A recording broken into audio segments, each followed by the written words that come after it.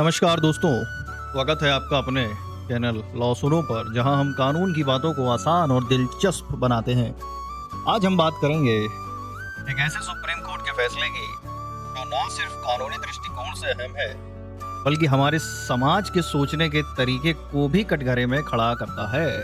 सवाल ये है, क्या शादी के बाद बेटी अपने माता पिता पर निर्भर नहीं रहती? और क्या एक बुजुर्ग माँ का अपनी बेटी पर निर्भर होना गलत है? आइए इस केस को समझते हैं और देखते हैं कि ये हमारे समाज से कैसे जुड़ा है। अगर आप तैयार हैं तो चलिए शुरू करते हैं। और हाँ, वीडियो को लाइक और चैनल को सब्सक्राइब करना ना भूलें।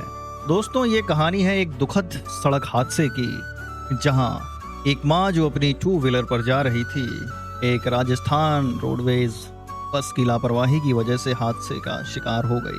बस ने अचानक टर्न लिया और इस माँ की जान चली गई। उनकी शादीशुदा बेटी व 70 साल की बुजुर्ग माँ ने मोटर एक्सीडेंट क्लेम ट्रिब्यूनल मतलब MACT में मुआवजे के लिए याचिका दायर की। मुआवजा मांगा गया था 54,30,000 का। ट्रिब्यूनल ने बेटी को मुआवजा दे दिया, लेकिन हाई कोर्ट ने इसे कम कर दिया, यह कहते हुए कि बेटी अपनी माँ पर निर्भर थी ही नहीं और बुजुर्ग माँ का मुआवजा तो पूरी तरह रद्द कर दिया गया। फिर ये केस पहुंचा सुप्रीम कोर्ट। अब सवाल ये है कि अगर आप इस बेटी या बुजुर्ग माँ की जगह होते तो आपको क्या लगता? क्या ये सही है कि शादी के बाद बेटी को अपने माता पिता से कोई आर्थिक मदद की जरूरत नहीं समझी जाए? अपनी राय कमेंट में जरूर बताएं। सुप्रीम कोर्ट ने इस मामले में क्या कहा? तो सुप्रीम कोर्ट ने 2 बड़े बिंदुओं पर फैसला दिया।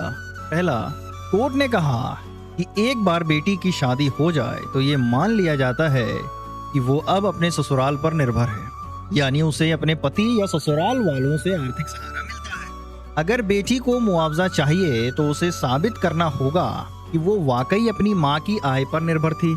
इस मामले में बेटी ऐसा साबित नहीं कर पाई, इसीलिए कोर्ट ने उसे सिर्फ मोटर व्हीकल एक्ट की धारा 140 के तहत मुआवजा दिया, जो कि कानूनी वारिस के लिए है, ना कि निर्भरता के आधार पर। कोर्ट ने हाई कोर्ट के उस फैसले को भी पलटा जिसमें बुजुर्ग माँ का मुआवजा रद्द कर दिया गया था। कोर्ट ने कहा कि 70 साल की माँ अपनी बेटी के साथ रहती थी, उनकी कोई अपनी आय नहीं थी और वो पूरी तरह बेटी पर निर्भर थी।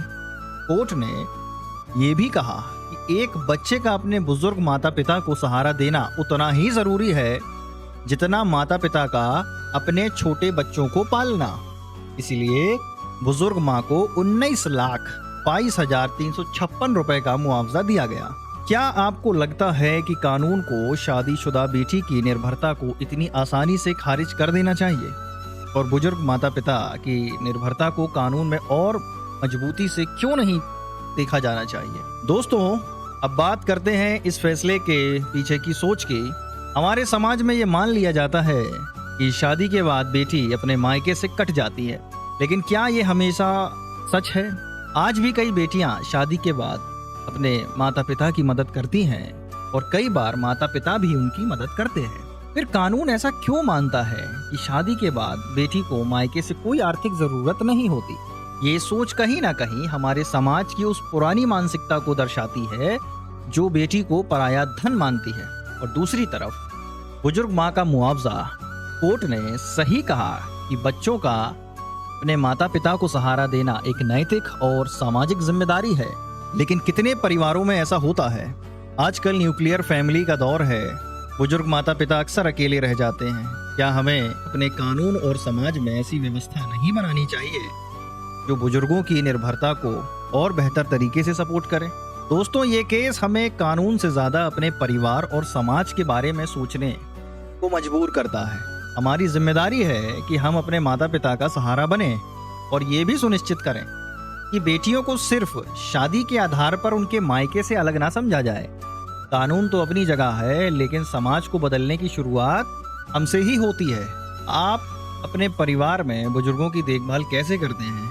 और क्या आपको लगता है कि बेटियों को मायके से जोड़ने के लिए हमें और जागरूकता फैलानी चाहिए? अपनी कहानियां और विचार कमेंट में जरूर शेयर करें।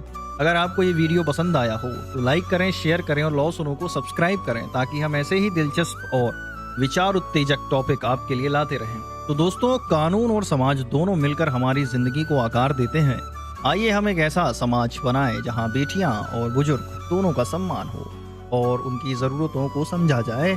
मिलते हैं अगले वीडियो में, तब तक लो सुनो और सोचते रहो। नमस्कार, जय हिंद।